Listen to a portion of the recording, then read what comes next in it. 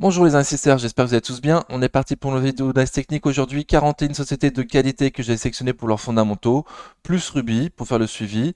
On a de la grosse cap pour le dividende, de la grosse cap pour de la croissance et de la small cap pour booster un petit peu le portefeuille. Avant de faire ça, on fait les recommandations d'usage.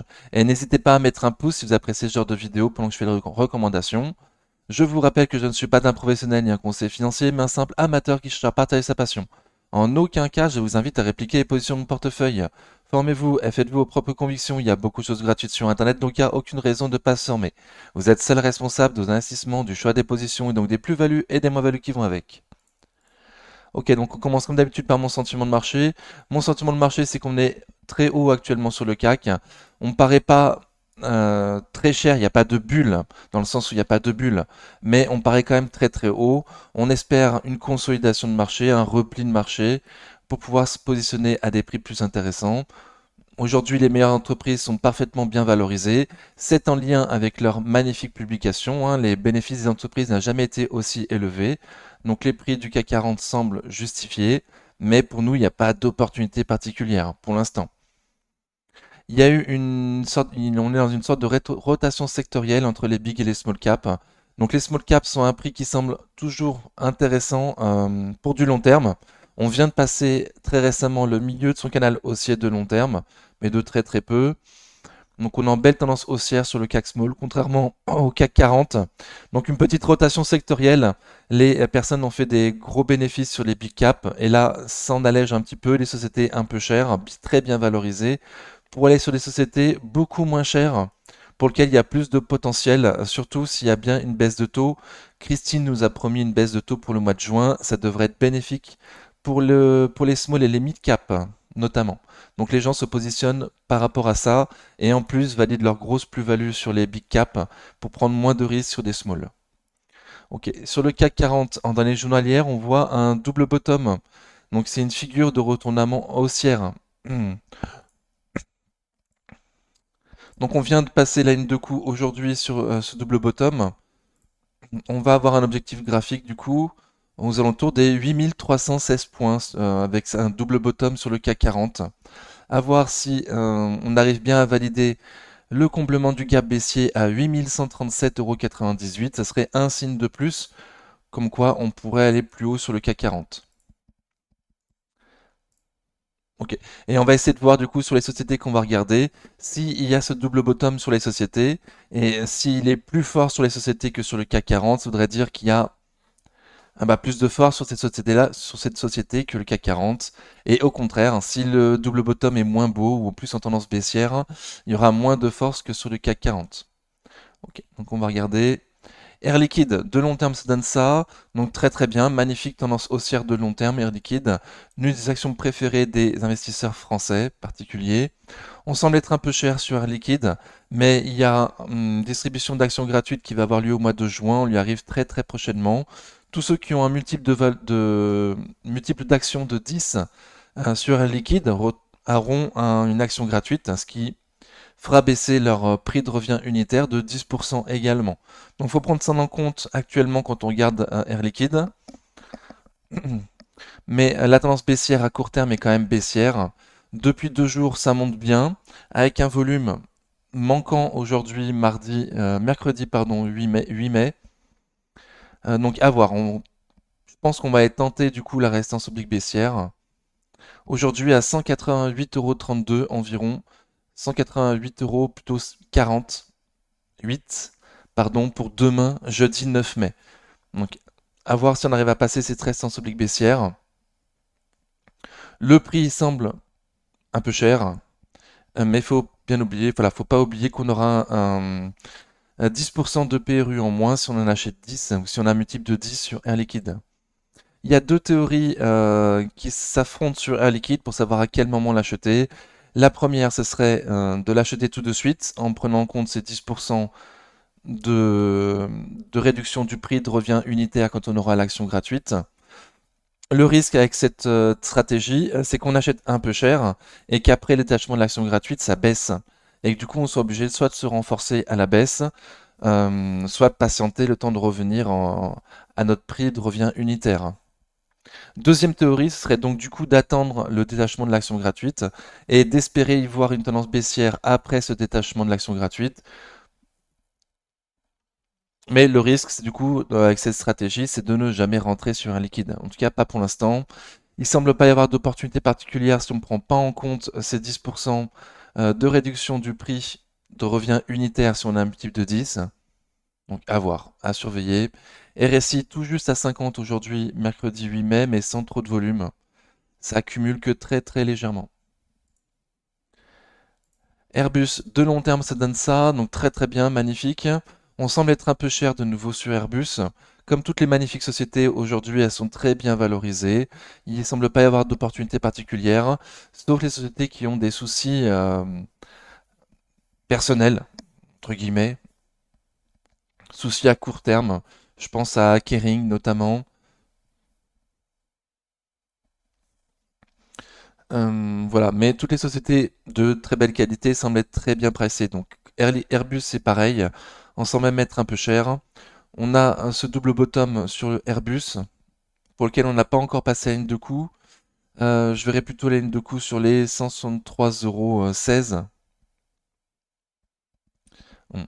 Donc on s'y approche, potentiellement. Un double bottom un peu moche sur Airbus, qui validerait du coup un retournement haussier à court terme sur Airbus. À un prix qui laisse aucune opportunité, en tout cas pour moi. En tout cas pour moi. Voilà. Ok. Au sud, il faudrait passer les 153,60 €, les derniers plus bas, pour repartir en tendance baissière. Et du coup, passer plutôt les 163,28 € en clôture pour essayer d'aller voir plus haut sur Airbus. À très court terme, c'est pas mal, on a passé les restants obliques baissières. Ah oui, si, avec du volume, pardon, aujourd'hui, mercredi 8 mai. Deux gaps sous les pieds, le dernier gap à 158,64 aujourd'hui, créé aujourd'hui le mercredi 8 mai. Ça peut être un premier signe pour aller au sud. Alten, de long terme, ça donne ça, donc très bien. À moyen terme, on semblait latéraliser entre les 110 et 158. Donc on est retourné au 110 il y a peu de temps. C'était une opportunité pour un investisseur de long terme qui souhaite viser au moins l'année prochaine. Donc il y a un rebond sur les 110. Très bien, donc le support a parfaitement bien fonctionné. Et depuis, ça se passe très très bien. Depuis une, 2, 3, 4 jours. Très bien. Ça accumule avec du volume. Pas trop de force, le RSI toujours en dessous de 50. Ok. Objectif, la résistance oblique baissière à passer et ensuite il y aura le comblement du gap baissier à 128,90. Au sud, du coup, pas casser le support des 108,50 €. Ça paraît bien parti à court terme Alten. Amundi, de long terme se donne ça, donc ça paraît pas terrible, mais au moins elle est facile à lire. Donc là, on s'approche d'une résistance sur Amundi, à un prix qui semble un peu élevé, mais il va y avoir le détachement du dividende. C'est un peu plus de 4 € pour Amundi quand même. Voilà, donc c'est surtout pour moi à court terme soutenu par le dividende. Dans une résistance, la résistance est 69,18 €, 71,10 €. Mais le dividende tombe encore dans un mois, début juin. Donc il restera peut-être le temps d'aller combler ce gap à 72,45. Au sud, si on comble le gap à 64,95, c'est très mauvais signe.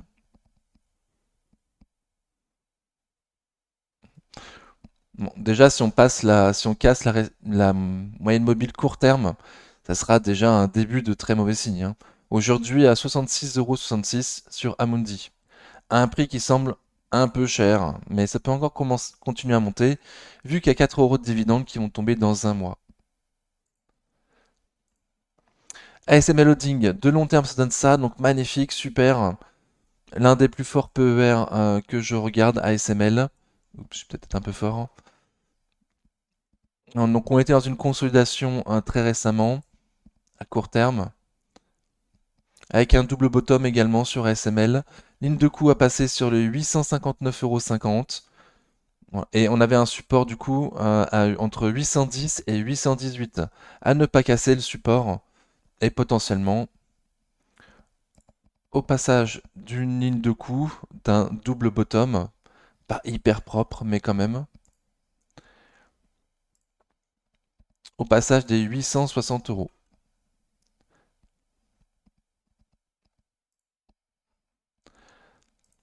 AXA, de long terme, ça donne ça, donc ça paraît pas terrible, mais c'est une société à dividendes, donc dividendes réinvestis, c'est beaucoup mieux. Donc je vous la propose en visant un PER de 15 sur AXA. C'est pas le PER historique des 5 dernières années, c'est un PER plutôt historique d'avant Covid. Donc je vais espérer que le cours de l'action puisse retrouver des PER un peu plus intéressants comme avant le Covid, avec les taux élevés qui devraient augmenter ses revenus sur AXA. Donc on a eu le détachement du dividende sur AXA. On semble être à un prix intéressant si comme moi tu vises 15. Mais aujourd'hui on est plutôt à 10, 11 comme c'était le cas depuis le Covid. Pas de double bottom du coup sur AXA. Alors dividende réinvesti. Ouais, moche, mais bon pourquoi pas. Donc on voit que dividende réinvesti, ça se passe très très bien sur AXA depuis le détachement du dividende. Ça repart, on fait un nouveau plus haut récent. Donc très très bien. Donc dividende non réinvesti, comme je préfère regarder l'action. On va attendre le comblement du gap au nord du gap de dividende du coup à 34 € et 3 centimes. Voir ce qu'on y fait. Mais ça se passe plutôt pas mal. Après le détachement du dividende, il y a quand même du volume qui achète à ces prix-là. Il y a aussi un gros programme de rachat d'actions, il me semble, sur AXA en cours. Au passage des 35 €, en tout cas, cette résistance, ça sera beaucoup plus serein pour essayer d'aller voir plus haut et de PER plus élevé que ces dernières années, grâce à la remontée des taux, du coup. Et même s'il y a une baisse de taux attendue au mois de juin, les taux resteront élevés, ce qui reste bénéfique pour AXA. Ok, au sud, bon, pas cassé les plus bas récents à 31,43 €. Beneteau, alors Beneteau de long terme ça donne ça, donc c'est pas terrible. Dividende réinvesti, c'est pas beaucoup mieux non plus.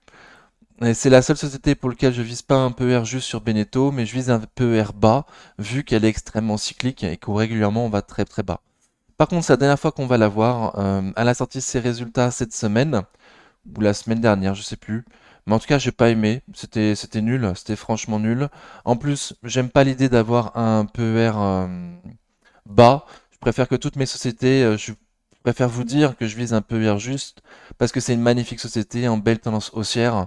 Donc voilà, je l'ai remis dans la liste A il y a peu de temps, mais je la sors. C'est pas l'excellence comme j'aimerais avoir plus sur la liste A. Ok. Donc Beneteau, dernière fois qu'on va la voir, je vise un PER bas en dessous des 8, enfin à 8, en dessous des 8,50 du coup, pour l'acheter à un prix plus intéressant pour du long terme. À la publication des résultats, ça se passe bien. La publication était franchement nulle, mais les investisseurs ont l'air satisfaits. Alors ça manque un peu de volume aujourd'hui, mardi 8 mai, mais il y en avait bien le lendemain de la publication des résultats. Bon, je sais pas trop quoi dire. La résistance plus haut, déjà on a un gap à combler à 13,20 €. La résistance plus haut, les 13,93, 14,36 €. Au sud, on a un gap à combler à 11,58. Et déjà avant ça, on a un petit support sur les 12,56. Ok, donc dernière fois qu'on la regarde, Beneteau, je suis désolé, c'est pas assez qualitatif pour moi, il me semble. Vous méritez mieux.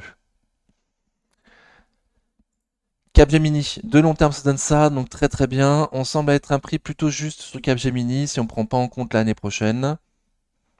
Ok, donc dans une consolidation à court terme après une belle hausse, on a une sorte de double bottom sur Capgemini. Je prendrais plutôt la ligne de coup du coup sur les 210,80 € à passer pour essayer d'aller voir plus loin. Ça accumule pas, ça distribue pas non plus. RSI tout juste à 50. Donc un prix qui paraît plutôt juste. Voilà, pas d'opportunité particulière, hein, ni pour un investisseur de long terme.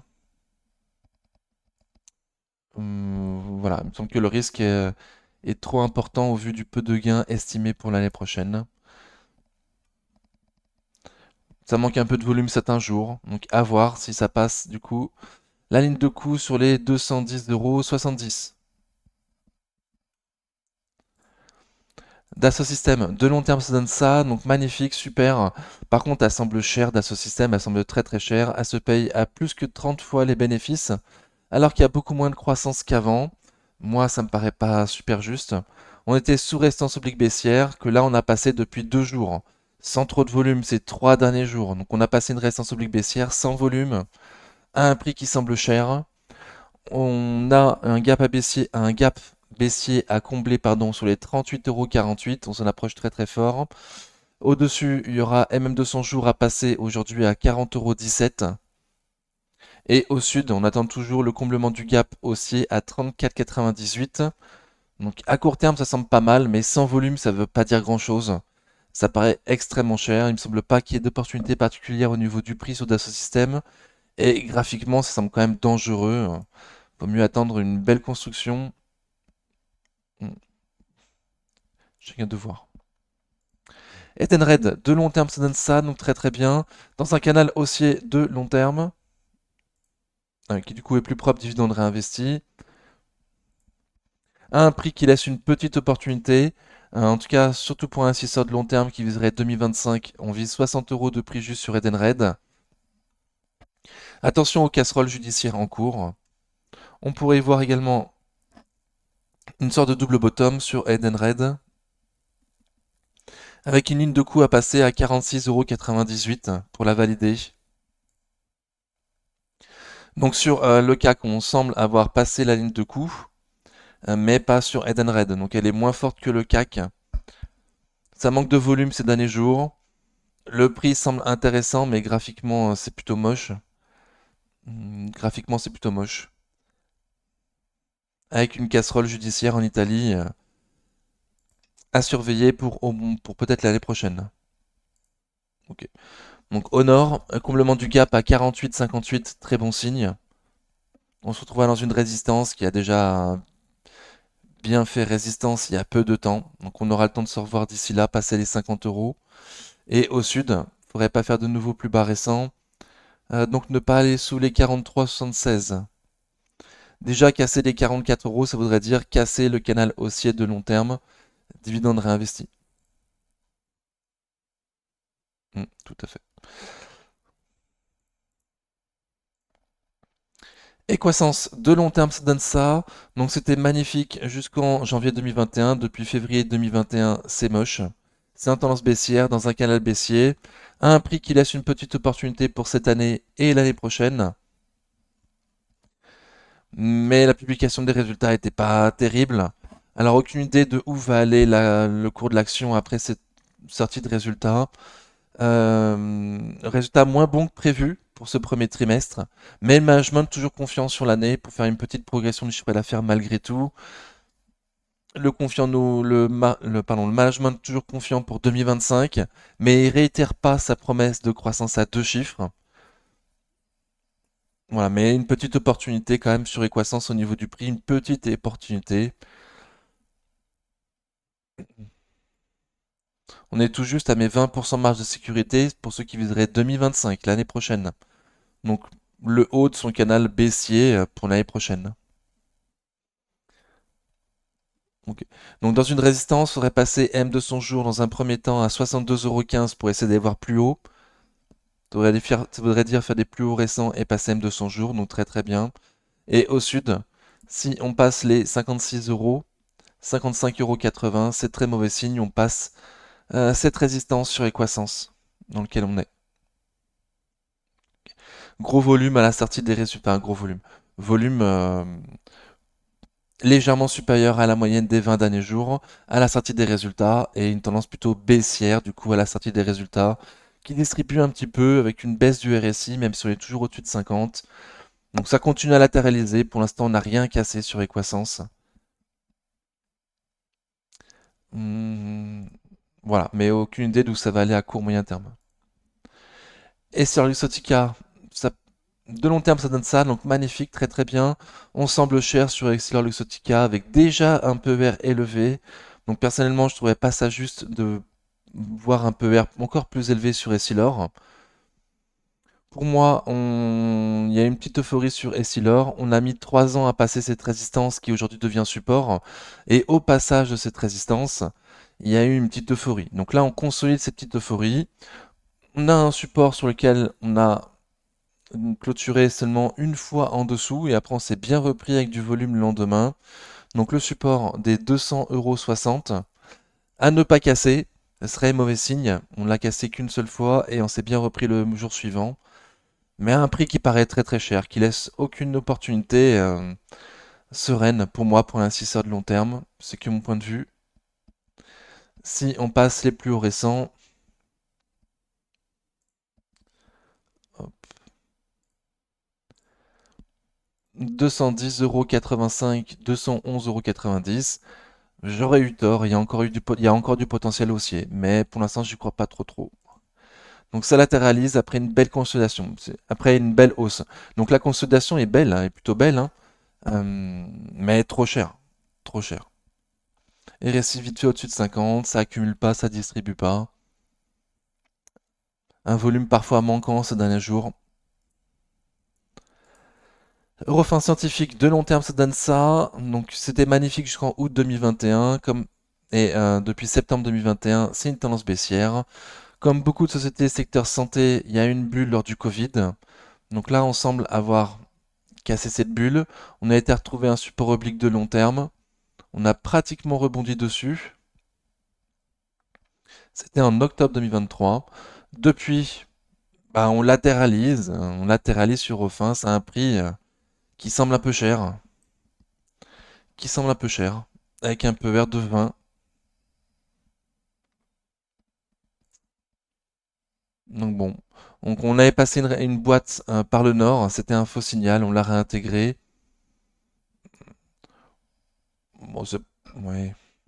Je pensais à un sommet en tour, ça me faisait penser à un sommet en tour, ça, mais bon.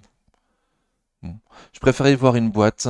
Les plus bas récents dans le bas de la boîte à 54,28 € à ne pas casser serait très mauvais signe. Et M200 jours,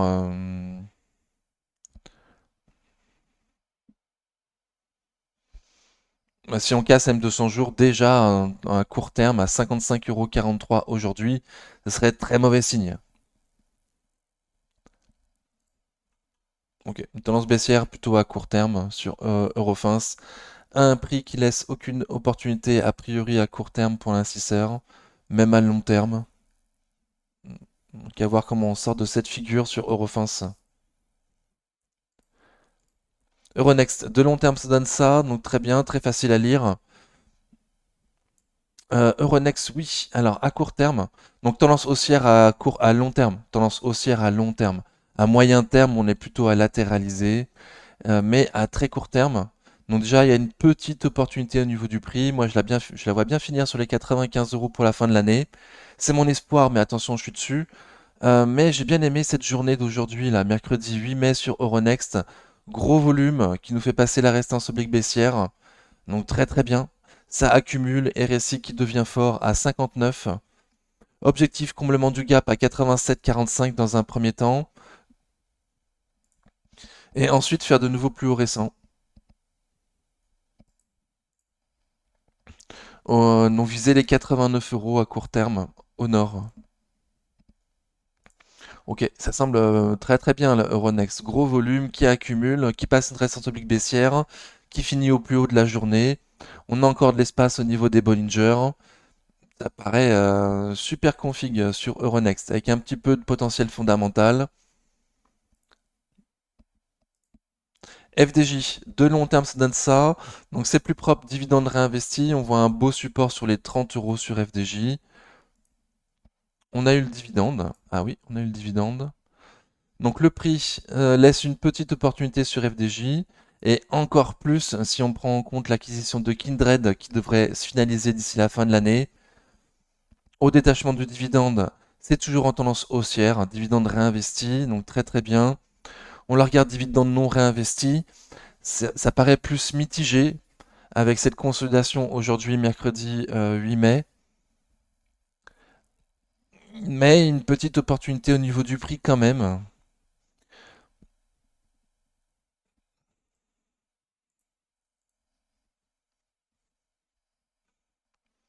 Une opportunité au niveau du prix quand même.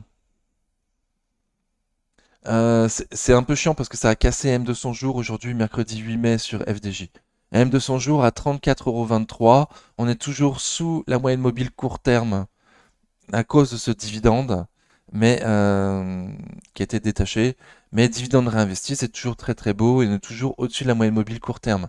J'ai plutôt envie de la voir comme une société forte après le détachement de son dividende sur FDJ, avec un beau potentiel déjà fondamental sans prendre en compte Kindred pour l'année prochaine, mais encore plus avec l'acquisition de Kindred d'ici la fin de l'année. Donc RSI toujours très faible, RSI très faible, ça accumule pas, ça distribue pas, volume normal. Bon, il me semble que le prix est déjà intéressant et que plus ça va bas, plus ça serait intéressant, avec un gros support sur les 29-30 €. Voilà, donc on a 10% du très très gros support sur FDJ avec du potentiel fondamental intéressant. Et bon, ouais. Le RSI il est beaucoup plus joli si on fait dividende réinvesti. J'ai envie de la voir comme plus haussière, mais je me trompe peut-être. J'ai un doute, mais ça paraît pas trop mal graphiquement et fondamentalement, il semble y avoir une opportunité avec un gros support qui est pas loin du tout, quoi. Potentiellement 17% plus bas. Déjà, le rendement est plutôt sympathique à ce prix-là, donc plus on va bas, plus c'est intéressant. Ferrari, de long terme, ça donne ça, donc très très bien. C'est pour elle que je vise le plus haut PER sur ma liste A, 40 sur Ferrari. J'estime que les personnes qui accumulent les voitures Ferrari voudront bien accumuler les actions Ferrari également à un prix cher. On était dans une boîte jusqu'à présent, il y a la sortie des résultats hier. Non, aujourd'hui. Oh, je sais plus si c'était hier ou aujourd'hui. Non, c'était le 7 mai. Hier, pardon. Hier, publication des résultats sur Ferrari. J'essaie de m'en souvenir. Mais il me semble qu'ils étaient bons. Il me semble qu'ils étaient bons, Ferrari. Alors, malgré tout, on a cassé cette boîte. Au sud, il fallait pas casser les 378,50 €. On l'a fait et on l'a clôturé à 378,40 €. On n'a pas eu la force suffisante pour aller combler le gap à 368,90 €. Du gros volume, plutôt baissier du coup, mais une sorte de marteau aujourd'hui, mardi 8 mai, où on finit pas très loin des plus hauts de la journée sur Ferrari. Ça laisse relativement quand même confiant pour réintégrer cette boîte à un prix cher, certes, mais la publication ne me semble pas méritait pas d'être vendue non plus.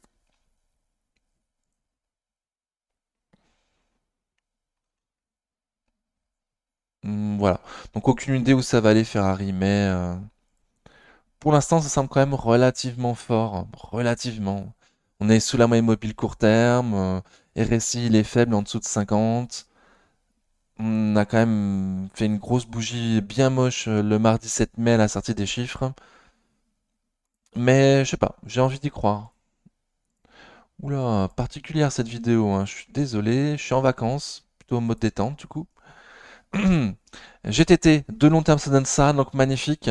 On semble avoir une opportunité au niveau du prix sur GTT, mais il risque d'y avoir une tendance, ça reste d'être compliqué d'aller au-dessus des 137 € sur GTT, avec Engie qui fait une vente à terme de ces 5% qui lui restaient dans GTT. Donc depuis qu'on a cette news, on a beaucoup de mal à s'extirper des 137, 140 €, le prix de vente de Engie. Malgré magnifique publication, le marché n'a pas voulu non plus. Voilà, donc une tendance neutre à prévoir pour moi, hein, pour les prochains mois, sur GTT. Dans une résistance des 130 €, 134,40, qu'on a maltraité mais qu'on a réintégré du coup. Donc là, on s'apprête à tester les 134,40, on les a déjà testés depuis 2-3 jours. Le RSI remonte mais il n'est pas super fort. Pour moi, les court-termistes, ils ont compris qu'il n'y avait pas grand-chose à gratter sur GTT pendant 1 an et demi, jusqu'en septembre 2025, tant que Engie n'a pas fini de vendre ses actions sur GTT. Donc il reste que les long-termistes qui se placent à ce prix-là, qui semble intéressant pour un investisseur de long terme.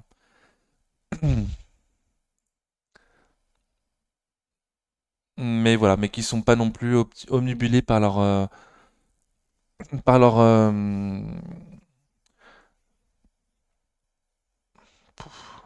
leur performance de cette année 2024 du coup. Ok. RSI pas loin de 50 à 47. Ça accumule pas, ça distribue pas spécialement. Volume un peu manquant ces derniers jours. Interparfum, de long terme, ça donne ça, donc très très bien. On semble être à un prix juste sur Interparfum. Pour elle aussi, il y a une action gratuite qui sera détachée pour 10 détenus. Interparfum, ils le font tous les ans par contre, cette action gratuite. Cette action gratuite. Malgré tout, on paye aujourd'hui Interparfum plus cher que LVMH. Moi, ça me paraît pas juste. Interparfum n'est pas propriétaire de ses licences, elle les loue. Chaque année, on se demande quelle licence ils vont gagner au mieux ou quelle licence ils vont perdre au pire. Donc de nouveau, cette année, ils se posent la même question, à un prix plutôt juste, et on perd Interparfum plus cher qu'LVMH. LVMH qui, elle, est propriétaire de toutes ces marques. Donc bon, on peut y voir potentiellement ouais, un double bottom, en tout cas.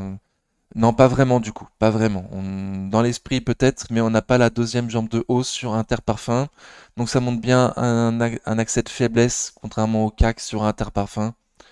Au détachement du dividende, bah ça baisse plutôt, hein, ça baisse plutôt. Donc on va voir le support plus bas, support des 45,25 €, 45,80 €, voir ce qu'on y fait. Et au nord, si on pouvait passer cette résistance, les 51,20 €, 50,70 €, ça serait bien mieux. Mais à court terme, il est plutôt prévu une tendance baissière a priori, hein. Ça manque de volume, et récit en dessous de 50, baissier depuis le détachement de dividendes, à un prix plus cher qu'LVMH. Ipsos, de long terme, ça donne ça, donc c'est plus propre, dividende réinvesti. Donc magnifique Ipsos, à un prix qui paraît un peu cher, mais avec un PER pas très élevé. Mais malgré tout un peu cher. Malgré tout un peu cher. À la sortie des chiffres, ça a été mal pris dans un premier temps, mais dans un second temps, ça se reprend très bien. On s'apprête à aller combler le gap baissier de la sortie des chiffres à 65,35 € et potentiellement faire de nouveaux plus hauts historiques sur Ipsos. Hop, donc viser les 67,20 € au passage des 65,35 €, le comblement du gap baissier. Ça manque un peu de volume ces derniers jours, mais ça accumule légèrement. RSI qui repasse au-dessus de 50. Ok. Donc la publication a été mal prise, on a été retrouvé un support sur les 60 € et depuis la tendance est plutôt pas mal sur Ipsos. Kering, de long terme ça donne ça, donc c'était magnifique jusqu'en juillet 2021 et depuis août 2021, du coup c'est moche, c'est en tendance baissière, à un prix qui est toujours un peu cher par rapport aux estimations des analyses professionnelles. Donc c'est la grosse bérésina sur Kering. Baissier à court terme, au détachement du dividende, ça se passe plutôt pas mal, mais des toutes petites bougies avec des mèches hautes, mèches basses, qui ressemblent plutôt à des dojis d'indécision, qui a une véritable force acheteuse haussière sur Kering. Donc pour moi, les prix sont intéressants pour un investisseur de long terme. On n'a pas vu ces prix depuis le Covid.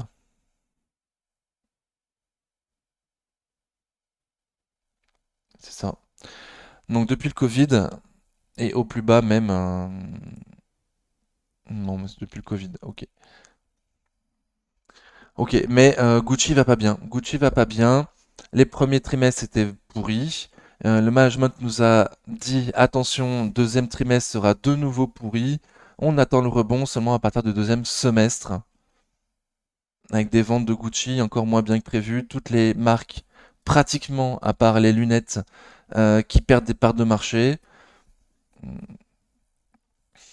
Voilà, et pas Une tendance légèrement haussière à la sortie, après la distribution du dividende, mais qui est pas claire, nette et franche, quoi, hein. Double bottom, ouais, bah non, hein. Pas trop. En tout cas, c'est trop baissier pour voir un double bottom sur Kering. Ok, Honor, si j'ai tort, 346,60 à aller combler et potentiellement voir plus haut. Au sud, les 320,80 €, le bas de mon support, qui pour l'instant a parfaitement bien fait son office. Mais plus bas, on va attendre 300 €, le prix rond, et encore plus bas, les 278 € AM200 jours. L'Oréal, de long terme, ça donne ça, donc magnifique, super, à un prix qui paraît un peu cher, avec déjà un peu vert très élevé, dans une boîte. Donc on a réintégré sa boîte. Au détachement de dividendes, ça se passe très très bien, mais on n'a pas cassé sa boîte. Donc Honor, oups, casser les 457,60 € pour faire de nouveaux plus hauts historiques sur L'Oréal. Et au sud, essayer d'y retrouver plutôt le bas du range sur les 418,70 €. Double bottom du coup. Ouais, bah non, il est trop haussier pour être pris comme un double bottom sur L'Oréal. C'est plus haussier que le CAC. Ok. Mais à un prix qui laisse aucune opportunité pour un tisseur euh, qui n'aurait pas les moyens de renforcer beaucoup plus bas. Quand, si un jour on y va, quand on ira, mais alors quand? Point d'interrogation, quoi. Ok.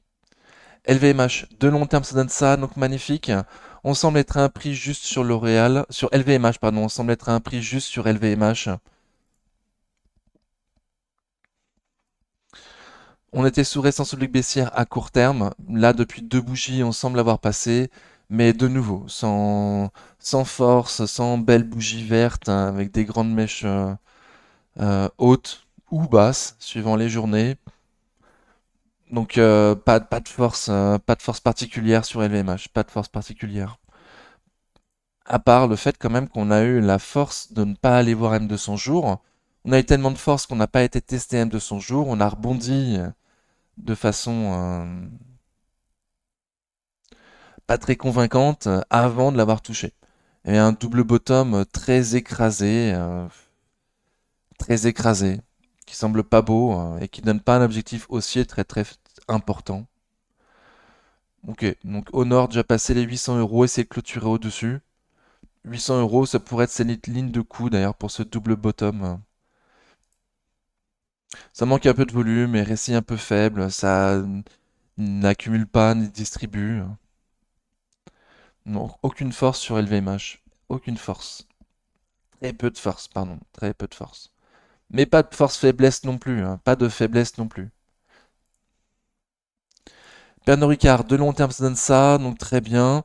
On est quand même là dans une belle jambe baissière depuis mai 2023. Mais le président Xi, en visite en France, a réveillé un petit peu le secteur des spiritueux, pardon, à un prix qui laisse une petite opportunité sur Pernod Ricard. On a passé sa résistance oblique baissière avec force et volume, oui, et récit qui passe au-dessus de 50, volume normal. Donc merci Monsieur Xi, euh, voilà pour avoir réveillé un petit peu la valeur.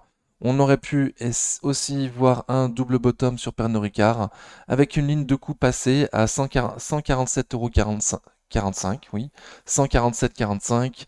Donc ligne de coup passée pour un éventuel double bottom sur Pernod Ricard.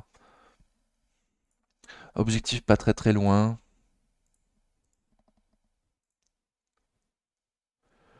Donc objectif le haut de sa résistance à 155 € 55, 70. Ok. Force et volume, ça accumule légèrement. Pour tout le spectre spiritueux, Pernod Ricard, il me semble, s'en sort mieux aujourd'hui, mercredi 8 mai, que Rémi Cointreau. Voilà, mais c'était sur elle qu'il y avait aussi le plus de potentiel aussi au niveau fondamental sur Pernod Ricard. Comme on l'a dit sur la chaîne régulièrement. Pardon, j'ai dit, enfin, au nord, du coup, on va viser les 155,70 € le haut de sa résistance. Au sud, ne pas casser les 140 euros, 139 en clôture pour pas faire de nouveaux plus bas récents. Publicis Group, de long terme, ça donne ça, donc très très bien. On semble cher sur Publicis Group, mais on veut bien toujours continuer à monter sur Publicis. Magnifique, magnifique tendance haussière. Donc c'est la fameuse société pour laquelle on est dans un range pendant très longtemps, pratiquement une année. Quand on est sorti, on a dupliqué ce range une, deux, trois, quatre fois maintenant.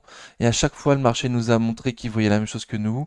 Donc pour ce quatrième range, on vise les 108,80 €. On est à 106,25 € pour l'instant.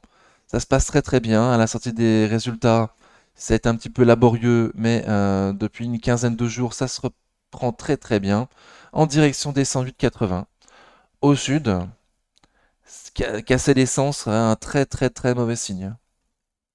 Et Récifort, ça manque un peu de volume certains jours, et ça continue à accumuler légèrement. Rémi Cointreau, de long terme, ça donne ça, donc c'était magnifique jusqu'en décembre 2021. Et depuis janvier 2022, c'est moche, en tendance baissière. À un prix qui paraît plutôt juste sur Rémi Cointreau, qui laisse pas donc beaucoup d'opportunités pour un investisseur de long terme, ni de court terme. Dans une boîte, donc on n'a rien cassé avec Rémi Cointreau, contrairement à Pernod Ricard qui avait cassé sa résistance oblique baissière. Oui, je dis ça, je monte la résistance oblique baissière qui est cassée, mais pas non plus super propre. Donc si on la remet par rapport à la bougie du vendredi 26 avril, comme j'aurais dû faire déjà depuis longtemps, mais par fainéantise je ne l'avais pas fait, et ben là on voit que Rémi Cointreau du coup bloque sur cette résistance oblique baissière, qui est beaucoup plus propre que celle que je vous avais proposée jusqu'à présent. Donc Rémi Cointreau, ouais, voilà, il y a plus, c'est pas comme Pernod où il y avait plus d'opportunités au niveau du prix. Ça se passe beaucoup moins bien aujourd'hui, mercredi 8 mai, une fois que Monsieur Xi a quitté la France. Ouais, il n'y a pas vraiment de double bottom. Et Récy reste fort, mais ça distribue, volume normal. Bon, je suis moins convaincu par Rémi que par Pernod, de toute évidence. La boîte, au nord, les 101,25 €, au sud, les 87,92 €. Donc, passer un de ces prix pour essayer d'aller voir plus haut. Déjà, dans un premier temps, passer la résistance oblique baissière sur Rémi Cointreau. Ce que pour l'instant, elle n'a pas eu assez de force pour faire, contrairement à Pernod. Ruby, de long terme, ça donne ça, donc on y arrive. Donc c'est pas une société de super qualité, hein, c'est qualité plutôt moyenne, mais on la suit surtout parce que Monsieur Bolloré est rentré dessus. Euh, Maintenant, il y a donc quatre familles de milliardaires qui ont moins 5% du capital du Ruby. La publication a eu lieu hier, mardi 7 mai. J'en ai pas fait de vidéo, sincèrement, je l'ai vu, j'avais tout préparé et tout. Mais il n'y avait rien de spécial à dire, c'était plutôt nul. Augmentation des volumes, mais baisse des marges. Et aucune information par rapport à un dividende exceptionnel suite à la vente de Ruby Terminal. Donc moi, ça m'a mis un petit coup de froid. Je vois que le marché aussi, un petit coup de froid d'ailleurs. Donc on vise la résistance publique baissière, dividende réinvesti, vers les 35-36 euros. Pour l'instant, on n'y va pas. Ce serait le prix juste en plus sur Ruby. Et on vise d'ailleurs beaucoup, beaucoup plus, 41,30 €, comblement d'un gap, grâce à Monsieur Bolloré et à son aura d'investisseur exceptionnel. Ok. Donc en tout cas, à la sortie des résultats, moche, moche, moche. On a perdu plus de 5%, je crois, aujourd'hui. On a fini à 4%. On a été à plus de 5 en journée. Donc on a été trouver le support un peu plus bas. Le support des 31,10 €, 31,32 €. Avec du volume, RSI qui baisse, ça distribue. Ça distribue sur Ruby. Donc c'est pas super bon signe. Mais je m'attendais à ce qu'ils jouent un petit peu avec notre psychologie, les milliardaires. Euh, voilà, qui laissent passer certaines phases de creux, histoire de nous lasser et que les mains les plus fragiles vendent. Donc à voir. Hum, On a comblé un gap. Est-ce qu'on va aller encore plus bas? Est-ce qu'on va casser le support des 31,10 €? Donc on l'a fait en journée, mais on s'est bien rattrapé en fin de journée. On a clôturé à 31,14 €, donc on le sauve le support pour 4 centimes. Donc c'est rien du tout, c'est vraiment l'épaisseur du trait, mais c'était un beau support, hein.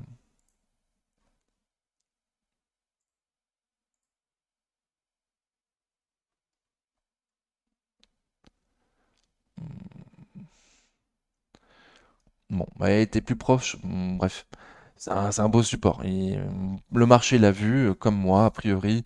Support plus bas, support des 29 euros, 28,84, 29,26 €. Au niveau des Fibonacci, donc on est entre les 23,6 et 38 de Fibo. Tant qu'on était au-dessus de des 23,6 de Fibo, la consolidation était magnifique. Là, on est passé dans une belle consolidation, hein, entre 23,6 et 38,2, c'est quand même très beau.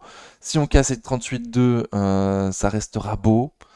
Mais si on casse le support des 28,84 €, là, ça commencera à être moins joli.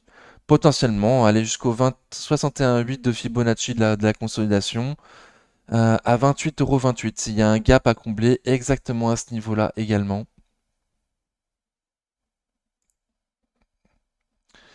Voilà, mais aucune nouvelle des milliardaires. Aucune nouvelle des milliardaires. Aucune nouvelle non plus du dividende exceptionnel suite à la vente de Ruby Terminal. Donc, voilà. Perso, je suis dessus. Pour l'instant, je vends pas. J'attends Bolloré. Voir ce qu'il nous fait. Vincent, on compte sur toi. Seb, de long terme, ça donne ça. Donc spécial Seb. On a une belle tendance baissière là toute l'année 2022. Euh, voilà, mais depuis, ça s'est bien repris. Depuis octobre 2022, ça se reprend bien quand même. À un prix qui laisse une légère opportunité sur Seb. Mais graphiquement, ça fait rien. Graphiquement, ça fait rien depuis décembre 2023. Voilà. Avec un double bottom, potentiellement. Mais on est loin d'être de la ligne de coup sur ce double bottom, hein. Ligne de coup sur les 117,80 € pour moi. 118 euros. Donc on est à 114 dans une résistance. La résistance des 113,80, 115,32 € à passer et à passer les 118 euros pour éventuellement faire des nouveaux plus hauts récents sur Seb. Donc une légère opportunité au niveau du prix. Et au sud, les 103,40 €, 105,30 € le support un peu plus bas. On n'a pas encore eu le dividende sur Seb, donc c'est peut-être ça aussi qui l'a fait tenir. Euh, voilà, avoir le dividende. Saint-Gobain, magnifique. De long terme, ça donne ça, donc c'est plutôt moche, mais il faut pas trop prendre en compte l'historique de Saint-Gobain. Elle a beaucoup changé, Saint-Gobain, elle a vendu beaucoup d'usines qui n'étaient pas les plus rentables et pas dans leur marché primaire, pour en racheter d'autres plus rentables et plus en ligne avec leurs produits de construction, de rénovation des logements. Je t'avais dit que pour moi, c'était magnifique, les publications étaient vraiment très très belles. Il ne semble pas avoir d'opportunité au niveau du prix, on semblait mettre un peu cher, mais elle a fait des magnifiques publications dans un marché de l'immobilier sinistré. Et on s'attend à un rebond du marché de l'immobilier pour 2025. À partir du mois de juin, déjà un petit rebond avec la première baisse de taux promise par Christine. Donc, on avait dit que si aujourd'hui, alors que le marché est sinistré, ils font des très bons résultats, ça risque d'exploser l'année prochaine avec la reprise du secteur immobilier. Donc on a fait de nouveaux plots historiques sur Saint-Gobain. Plot historique? Ouais, c'est ça. Plot historique sur Saint-Gobain, super. Donc on a passé la résistance des 75,74 €, 78 euros, qui deviennent maintenant support. Donc si on clôture sous les 75,74, ce serait très mauvais signe. Tant qu'on est au-dessus, c'est très bon signe. La tendance est belle. En surachat, avec du volume normal. Ça accumule pas, ça distribue pas non plus. Voilà, mais j'ai pas de nouvel objectif, du coup, aucune idée du prix visé pour l'année prochaine. S'il y a bien un rebond du secteur de l'immobilier, un PER qui est faible, donc pour une valeur de cette qualité, il peut pas non plus baisser trop. Hum, Voilà, donc c'est ce que je disais au début quand je comparais le CAC avec le CAC Small. Les gens ont vendu les PER de 25, 30, voire plus, pour acheter des sociétés avec des PER beaucoup moins élevés, mais aussi pas mal de potentiel. Potentiellement comme Saint-Gobain. On voit pas de double bottom du tout, hein. C'est trop haussier pour avoir un double bottom sur Saint-Gobain. Par contre, aucune idée au niveau du prix, j'avoue, là, je sais pas. Alors, je dis ça. Graphiquement, si on met une extension de Fibonacci,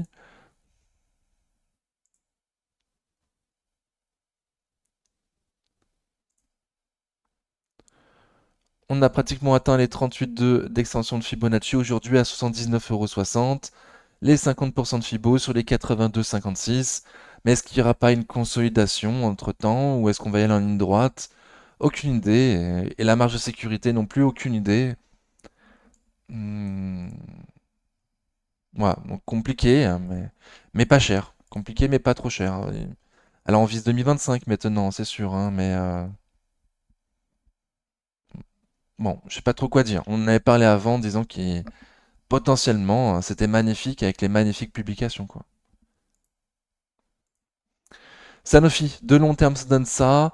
Donc ça paraît bien comme ça, mais quand on regarde en détail, on est au même prix qu'en 2014, donc ça fait 10 ans qu'on est au même prix. À court terme, ça va un peu mieux. À court terme, ça va un peu mieux. Donc on semble être au prix juste sur Sanofi.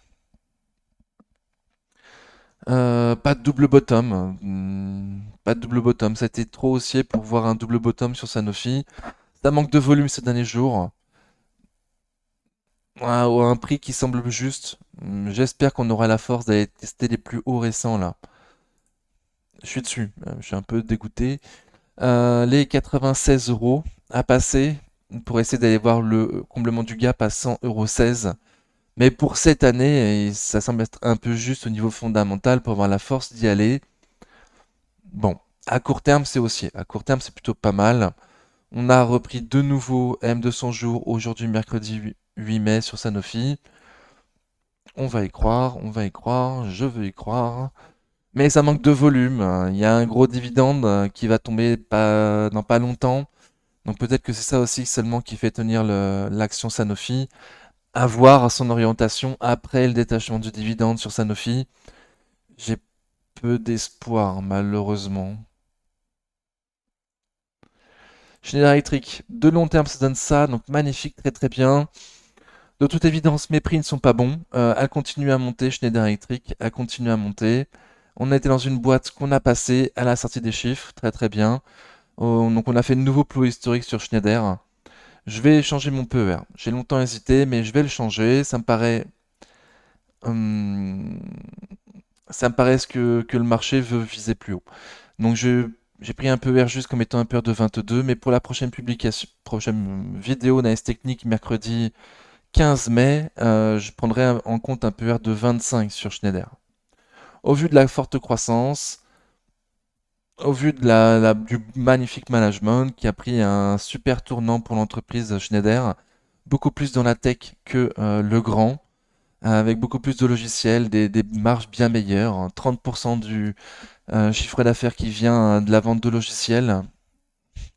Donc je vais la pricer au même prix qu'une magnifique entreprise de la tech, avec un PER de 25 qui prendra bien en compte cette magnifique croissance attendue sur Schneider, qui devrait continuer dans les années futures.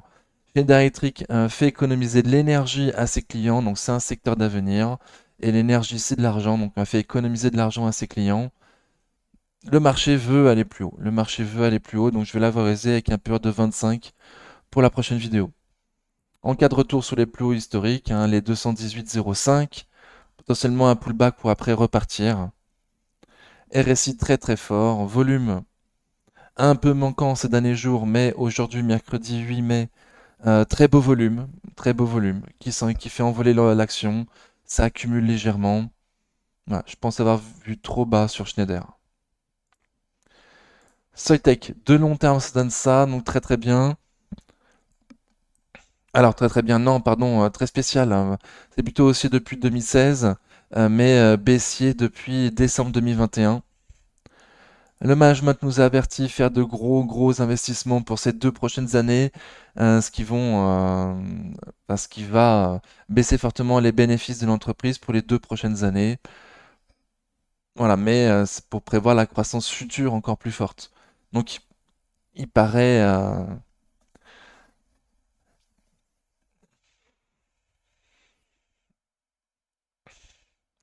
S'il n'y a pas de gros changements au niveau du secteur semi-conducteur, Soitec semble être bien placé pour les années futures, avec un PRU en dessous de 100, ça semble intéressant. Mais à court moyen terme, on va souffrir pendant 2 ans.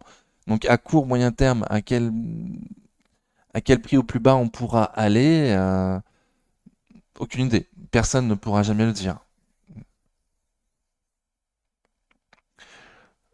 Bah, c'est un message d'espoir pour ceux qui sont dessus, en fait, pour du long terme, en leur disant que là, on va souffrir pendant 2 ans,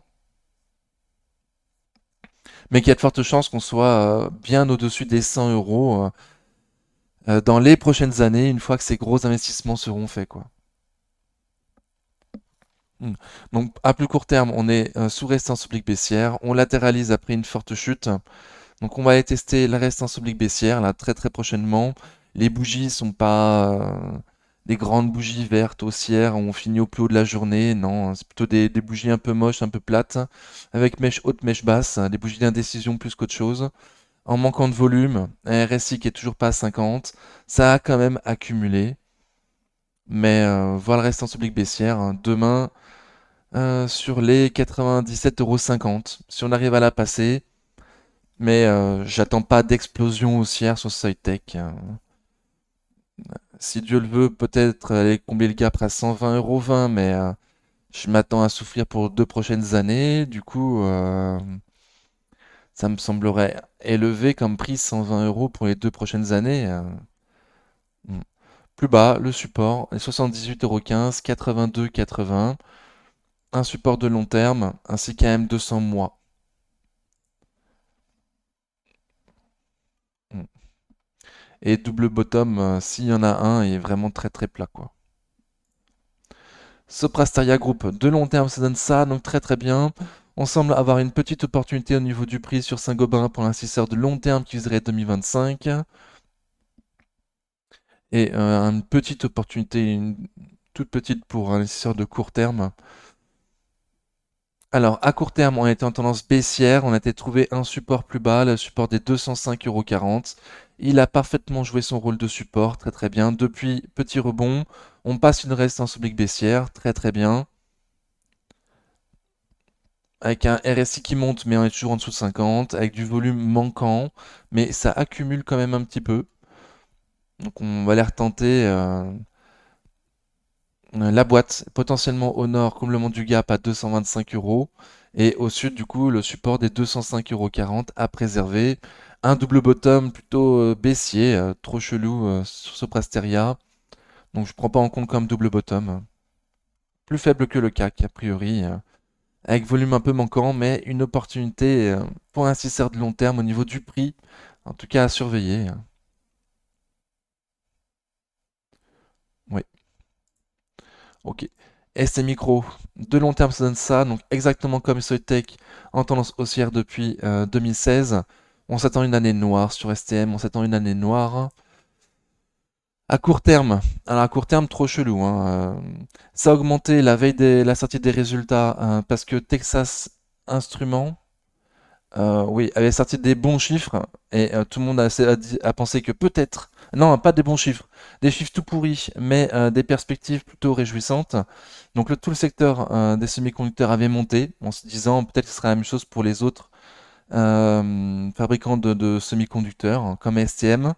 À la sortie des chiffres, bah, tout pourri les chiffres, avec perspectives pas terribles. Donc ça a ouvert un grand gap baissier, mais ça a pris dans la journée. Donc c'était très surprenant sur ST Microelectronics.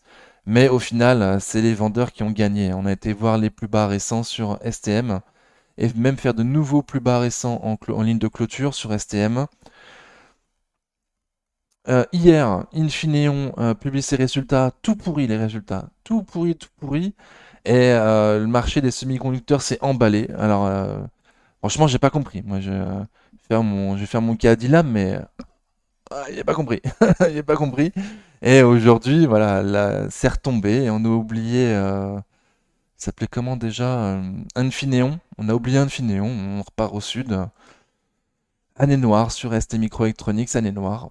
Petit peu ER sur STM, elle se paye pas bien cher, mais les perspectives étaient pas terribles, publication pas terrible, c'est pas la même chose dans tout le secteur. Voilà, on s'attend à de nouveau pas des fortes progressions de chiffre d'affaires pour le premier semestre 2024. Donc il restera encore un trimestre à faire. Voir quel nous dit management au deuxième trimestre, s'il voit des perspectives plus intéressantes ou pas.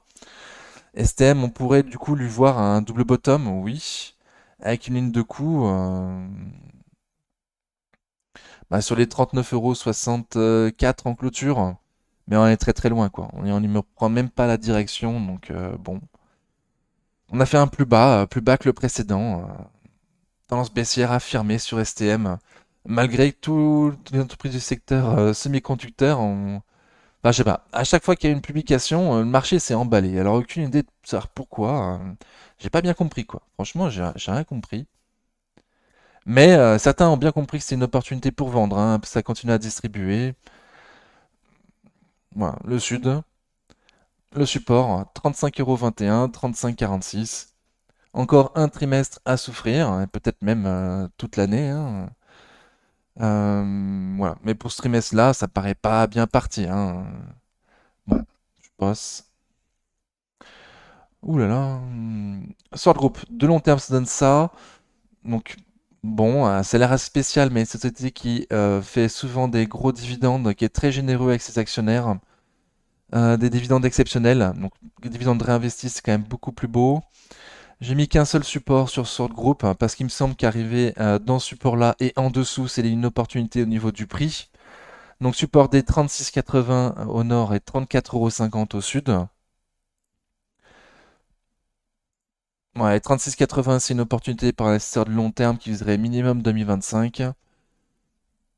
Et en dessous des 34,50 €, c'est une opportunité plutôt pour un investisseur de court terme. Parce il y aura une petite marge de sécurité pour cette année sur ce groupe. C'est que mon point de vue. On est sous résistance oblique baissière, avec un double bottom pour laquelle la ligne de coup va être très très haute. Ça va être compliqué d'y aller, il faudra passer M200 jours. Dividende réinvesti, c'est beaucoup mieux. C'est beaucoup mieux.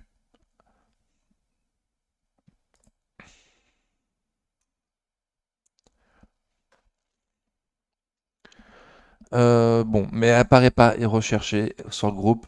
À ce prix-là, il y a une opportunité seulement pour l'investisseur de long terme qui viserait l'année prochaine pour un début de ligne. Et plus bas, sous les 34,50. Pour l'investisseur de plus court terme, en visant les 31 € par exemple, le plus bas récent d'octobre 2023. Pas sûr du tout qu'on y aille, hein, bien évidemment.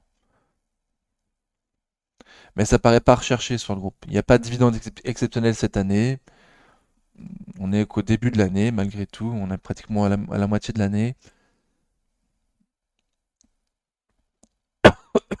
Et pourtant, enfin, pour l'instant, le support à court terme, la 34,50, a très bien joué son rôle. Ok, mais je m'attends pas à des étincelles sur ce groupe. Hmm. Alors du coup, on va arrêter de regarder Beneteau en liste A, mais je vous ai sorti Technip Energy.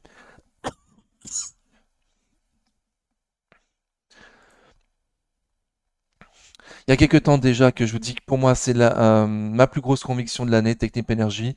C'est une magnifique société, avec un beau potentiel fondamental.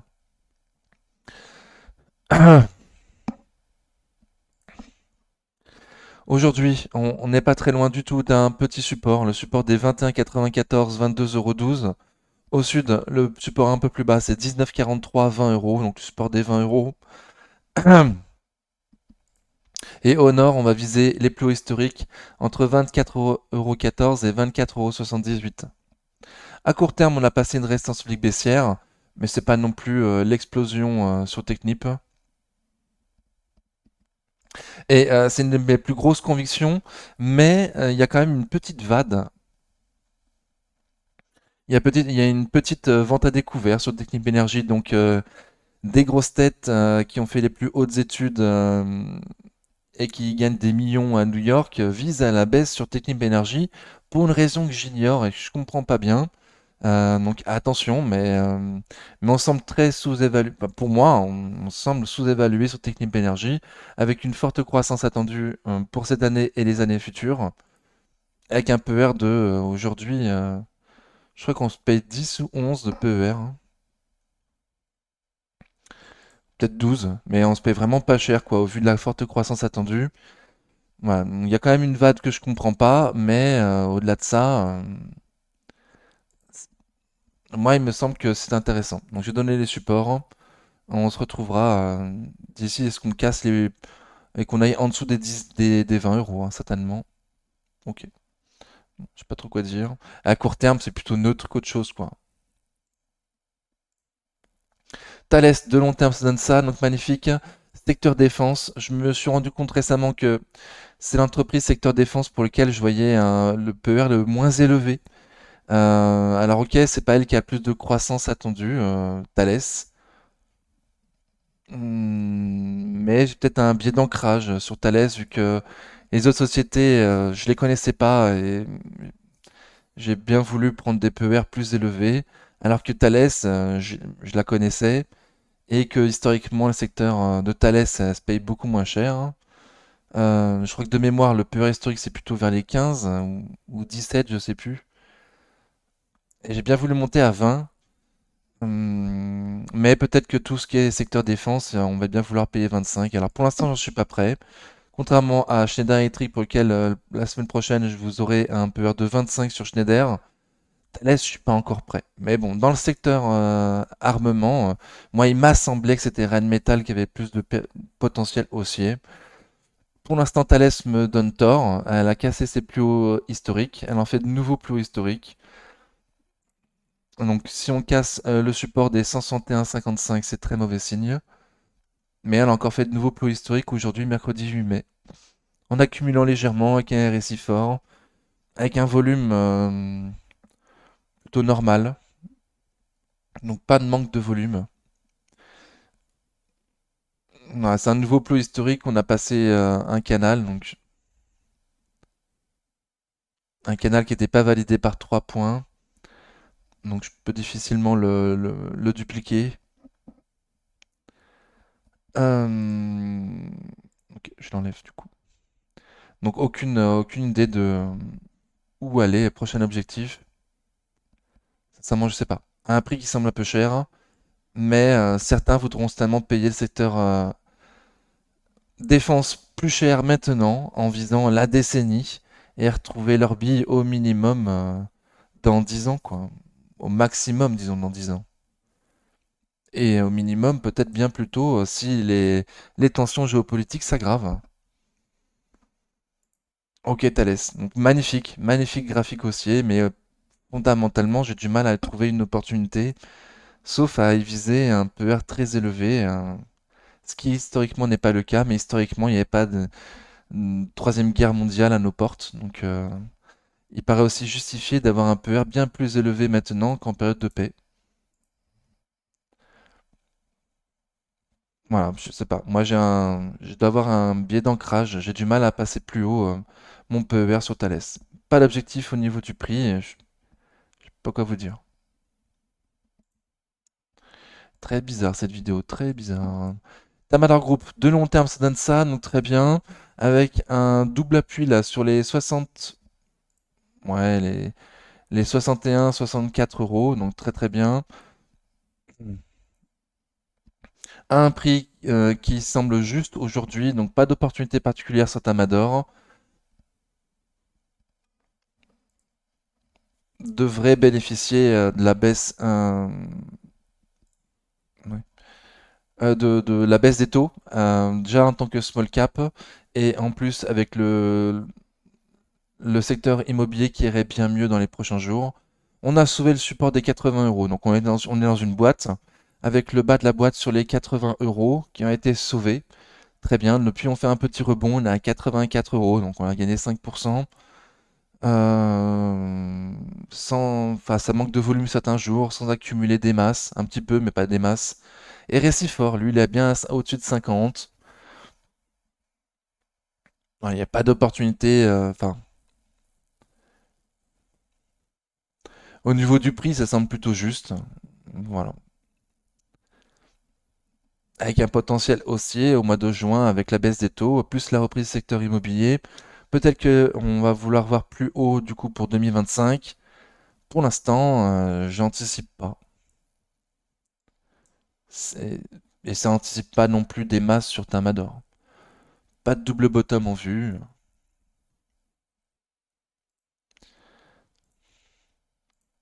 Total Energy, de long terme, ça donne ça, donc très bien. Enfin, pas mal, mais c'est beaucoup mieux dividende réinvesti. Donc, grosse société à dividende. À un prix qui semble plutôt juste aujourd'hui, avec un tout petit PER sur Total Energy. Dans un canal haussier de long terme. Et dernièrement, depuis un mois ou un mois et demi, ça fait rien. Ça fait rien. Je pourrais lui voir une boîte du coup.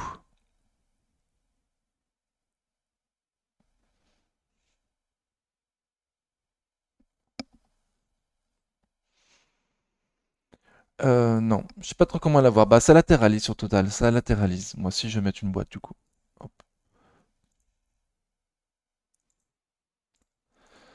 Allez. Donc la boîte, au plus haut, pas de nouveau plus haut, le plus haut historique faudra dépasser les 69,48 €. Et au sud, si on casse le sud à 66,36 €, c'est mauvais signe. On aura fait un plus bas que les précédents. Ouais. C'est pas hyper juste parce qu'on a fait récemment un plus bas que le précédent. Mais ça va être compliqué d'aller plus bas sur Total Energy. Elle est loin d'être survalorisée, c'est sûr, hein. Comparée à ses pairs, elle est pas chère. Avec des gros rachats d'actions, avec des beaux dividendes, un magnifique management, un secteur qui est encore dans le- pour lequel toute la planète est encore dépendant. Donc potentiel haussier paraît limité au vu des critères ESG imposés en Europe. Voilà. Mais c'est compliqué aujourd'hui, je suis désolé, hein. Mais le potentiel baissier n'y est pas non plus parce qu'on n'est pas cher sur Total, quoi. Avec un prix du pétrole qui est extrêmement élevé, encore malgré tout, même s'il a bien baissé ces 15 derniers jours. Voilà, donc je sais pas trop. On va voir dans quel sens ça passe du coup, hein. Je vais me donner la résistance des plus hauts historiques et des plus bas récents en clôture. Trigano, de long terme, ça donne ça, donc très très bien. On semble avoir une petite opportunité au niveau du prix sur Trigano pour au moins l'investisseur qui viserait l'année prochaine. Non, du coup cette année. Alors, à voir la fin de l'année, hein, on attend toujours la réponse des autorités par rapport à l'acquisition de l'activité Bungalow de chez Beneteau. Ce qui devrait les apporter du chiffre d'affaires et des bénéfices pour l'année prochaine. Donc, un relais de croissance à un prix qui laisse malgré tout une petite opportunité. On était il n'y a pas longtemps encore avec 20% de marge de sécurité pour 2025. 2024 du coup, 2024 pardon. Pas de double bottom. On est pile poil sous résistance. La résistance des 149, 150 euros. À passer les 150 euros en clôture pour essayer de voir plus haut. Mais il y aura du coup la résistance oblique baissière à court terme à passer sur Trigano. Qui aujourd'hui passe sur les 152,80, 153 euros. Ça accumule pas, ça distribue pas non plus, ça manque un peu de volume. RSI est tout juste à 50. Donc pas de force frêle sur Trigano. À un prix qui semble intéressant pour un tout début de ligne pour un investisseur de long terme. Résultat le 14 mai. Ah oui, on attendait les résultats sur Trigano le 7 mai, mais ils ont été décalés d'une semaine. Donc à voir pourquoi. Bon, ça se trouve c'est rien. Peut-être que leur comptable a été malade. Donc bon, bizarre quand même, bizarre. Donc à voir plutôt la publication 14 mai, voir ce qui s'y passe. J'ai pas donné prix au sud. J'ai pas donné prix au sud. Les plus bas récents, au sud à 142,50 €. À ne pas passer sur Trigano. Et passer les 150 euros au nord pour aller voir plus haut. Ok. Veralia, de long terme, ça donne ça, donc facile à lire. Surtout dividende réinvesti, on voit un beau support sur les 30 euros, les 29,74, 31,16 €. avec un tout petit PER sur Veralia, donc une très faible valorisation. On semble être au prix juste sur Veralia.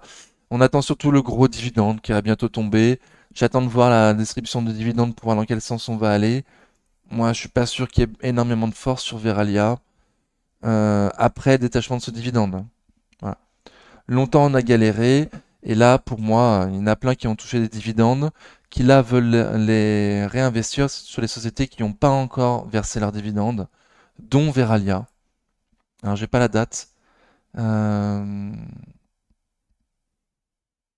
mais ça devrait pas tarder. Ok, donc on était dans une boîte qu'on a passée par le Nord. La boîte enfin le Nord, on a passé 36,40 €, donc on a fait un plus haut récent et on continue à monter.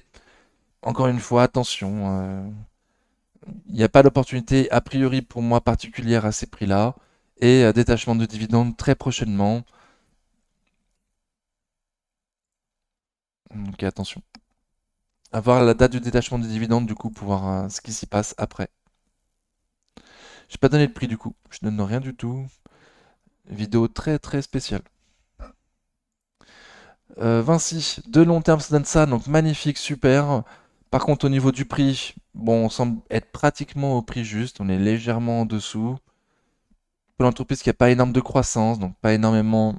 hmm, Si elle va pas vite, on n'a pas de raison de nous d'aller vite pour se presser pour l'acheter.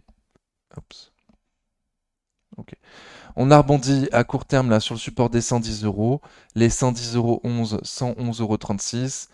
Un rebond à court terme sur ce support et sur M200 jours. Donc ça repart au nord, mais moi, sans trop de potentiel haussier. Les 120 euros, le prix juste à viser par mois pour cette année. Ouais, 119,15 €, 120,62 €. Les plus hauts historiques, ainsi que le prix juste visé pour cette année. Dividende en deux fois, du coup, sur Vinci, avril et novembre. Donc peut-être que certains sont placés en visant le dividende de novembre sur Vinci à ces prix-là, potentiellement. Ok. Donc on vient de créer un nouveau gap haussier aujourd'hui, mercredi 8 mai, à 112,50 €. Si on le comble à très court terme, c'est pas bon signe. Et la résistance au nord, les 115,84, 116,60 €. Et la résistance plus bas, le support pardon, plus bas des 110, 111. J'ai déjà donné le niveau au début de l'action Vinci. Ok, on arrive à la fin. Webstone, de long terme, ça donne ça, donc très très bien. On a fait la publication récemment sur la chaîne, il y a une vidéo. On était au prix juste. Ouais, on était au prix juste, là on a un petit peu monté.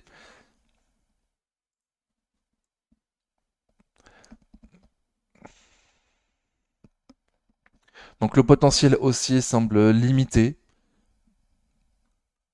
Ouais, mais c'est une magnifique société de long terme qui fait régulièrement des investissements, des acquisitions externes, pardon.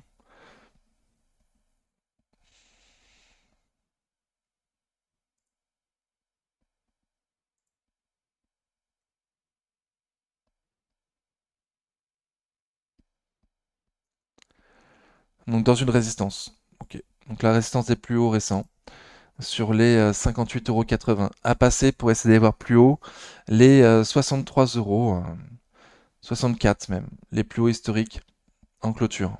64,20 € sur Webstone. Bon, ça manque un peu de volume.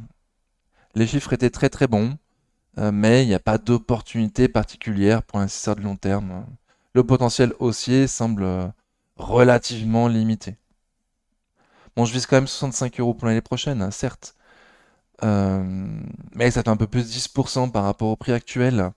Et pour attendre un an et demi, un dividende qui devrait tomber normalement au début du mois d'août sur Webstone. Bon, ok, j'espère que cette vidéo un peu spéciale vous a convenu. Je suis en vacances en mode détente, ça s'est ressenti, il me semble. Ok, n'oubliez pas de mettre un pouce quand même malgré tout pour me continuer à me motiver, ça vous coûte rien. Et si vous avez des questions, n'hésitez pas à poser en commentaire, j'essaierai d'y répondre au maximum si j'ai pas été assez complet du coup lors de cette vidéo. En attendant la prochaine vidéo, prenez soin de vous. Ciao.